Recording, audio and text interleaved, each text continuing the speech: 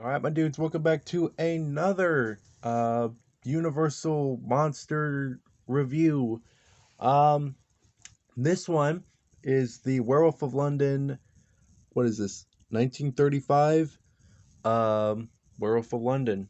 So, if you have not heard of this one, fun fact, scared the absolute crap out of me. I absolutely hated watching this one because of how freaking scary this one was. Just don't tell me that is not creepy. Literally staring at you, that is the creepiest thing in the world, and I just could not have it. I can't anymore. I can't look at that. It's still staring at me. I don't. Go away. Go away, please. Thank you. I hate that. Stop. Okay, but this one did scare the absolute crap out of me when I was little. I'm a man now. I can watch it. It's been a while, but I can watch it. Yeah. Why is the music creepy? Why? Bro, are flowers even worth it? Are they even worth it? You could have been at home. You could have been having little baguettes or something. French. You're London, it's not French. This all could have been avoided. You don't have to. Look what you've done, my boy. For a big giant looking carrot. Gosh, why? Why? I can't. That is the creepiest thing in the entire world. It looks directly at you. Why? I can't. Nope. Nope. Absolutely not. Nope. But the figure does look very nice. I really do. I really do like how the figure looks. Let's take a look at the stand first, because why not? The stand is actually really cool. Werewolf of London, 1935. Henry Hall, guy who played the Werewolf of London. Thanks a lot, you boy. Thanks a lot. But the ground is actually pretty cool.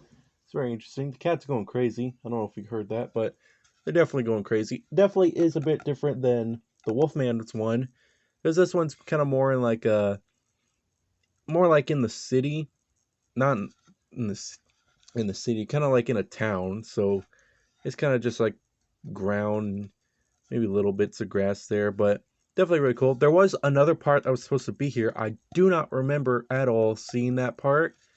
Um, but yeah. Anyways, you got like the little stuff here at the bottom from the 2000 Sideshow stuff. The Universal Studios monsters down there.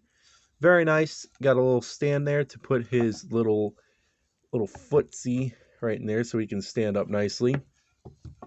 He does come with I think quite a bit of accessories. He comes with like the flower that he stupidly tries to get.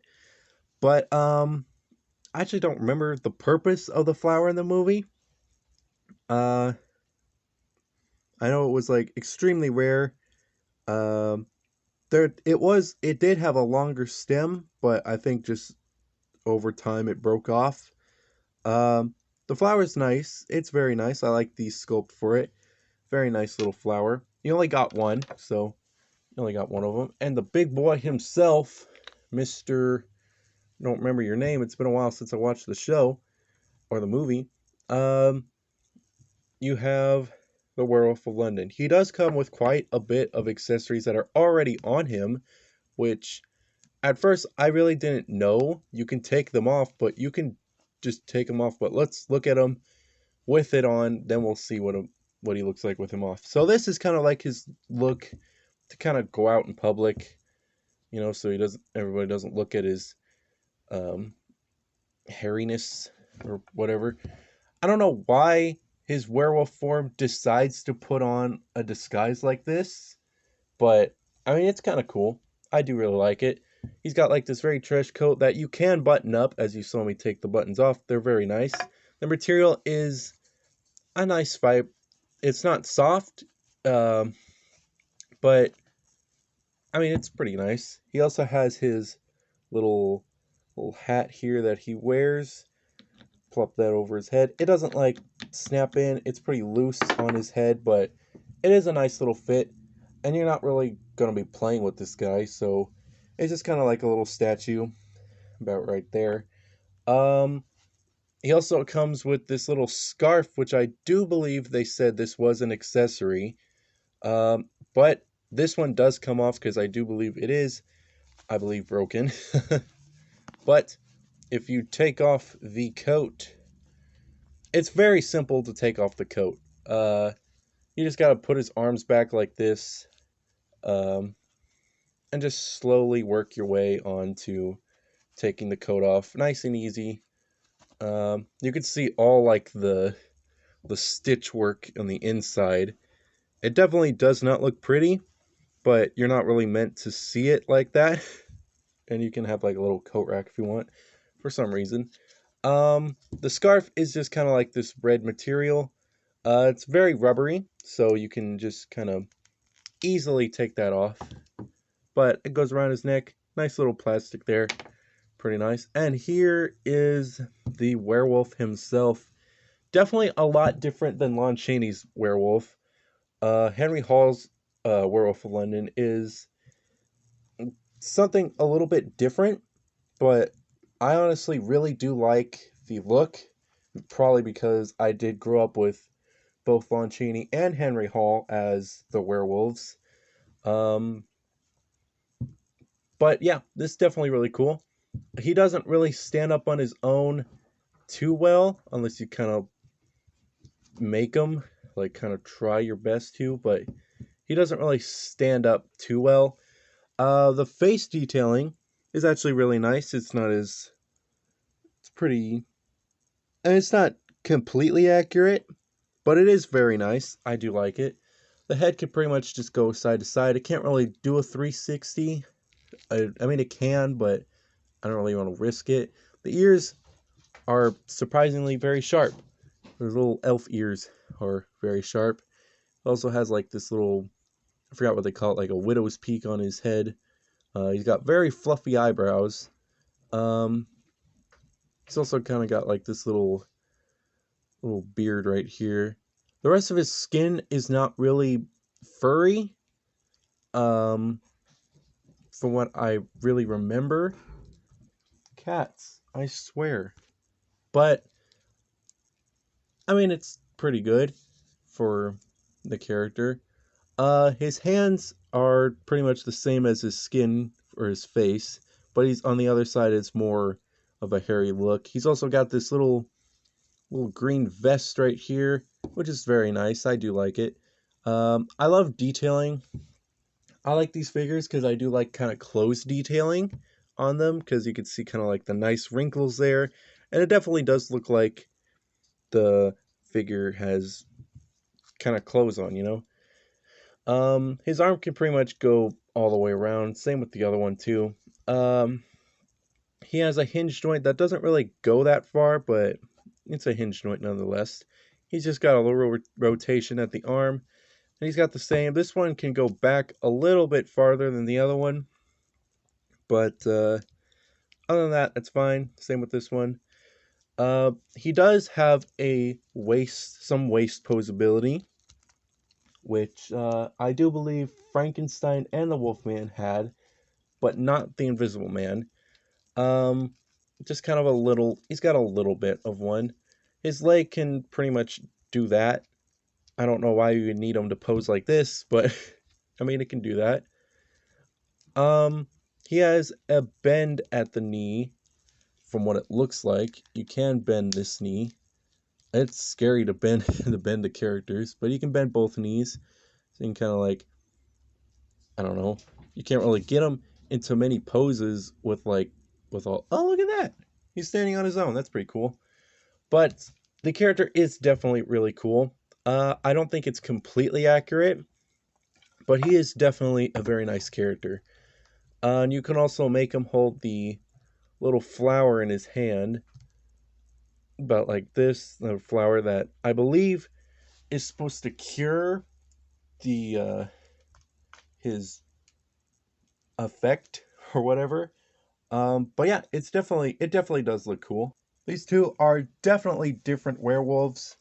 Um, actually, that's interesting. He came first before Lon Chaney, but it's actually kind of interesting. But I think Lon Chaney's is definitely the better werewolf in my opinion, but they do both look very nice together. Um, that's pretty much it. There's not really too much to talk about, but it is kind of cool to see the two werewolves just standing side by side. Now, really quick, we're gonna see how easy it is to slip his coat back on, which it shouldn't be that hard. You do kind of like got to do the same thing, kind of bend the elbow maybe a little bit, but that was extremely easy. I just wanted to make sure I get every little thing that might be of importance to the figure, but it's very easy to put on, take off.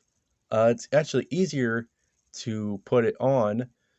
And all you do, you just like little pop in the buttons here, which is also easy if you can like just line it up on like how I'm doing right now. Just gotta line it up. There we go. Pop that on. There's a little scarf. It does look like it was supposed to be a clip, maybe, but it does look a little broken, but what do you expect? They're kind of old, but other than that, let's just slide this man's little scarf on. Kind of swoosh up his thing. I thought I buttoned you. I guess popped off. Not allowed to take your clothes off. There we go. That wouldn't be movie accurate. You've got him on his stand. Put his flower in his hand. And there you go.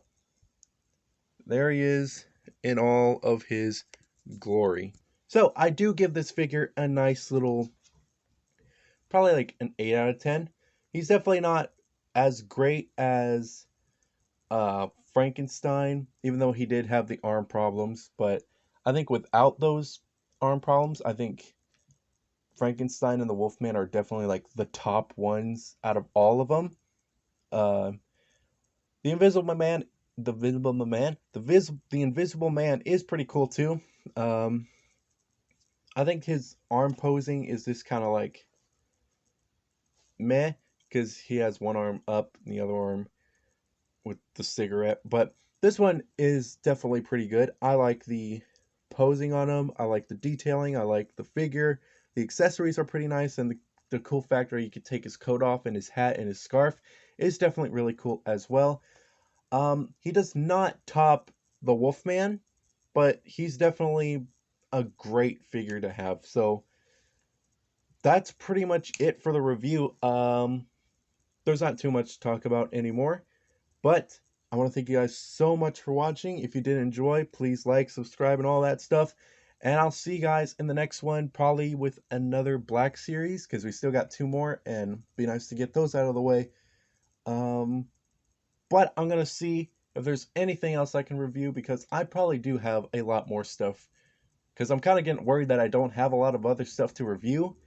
But if you keep supporting the channel, it'd be nice.